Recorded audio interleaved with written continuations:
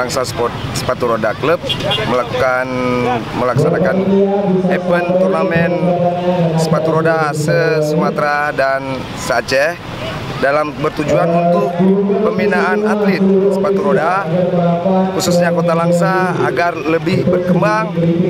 Kita harapkan bisa dapat bersaing di taraf nasional dan internasional mudah-mudahan ya. Itu tujuan kami. Acara kami berlangsung dari kemarin Pak, dari tanggal 3 Maret. Cuman mulai pembukaan dari jam 4 sore kemarin dan insya Allah hari ini kita sampai selesai final Pak. Kategorinya dari kategori kelas A, umur dari 6 sampai dengan 8 tahun. Kategori kelas B dari 8, 9, 10, kelas C 10, 11, 12, dan kelas D 12, 13, 14, dan 15.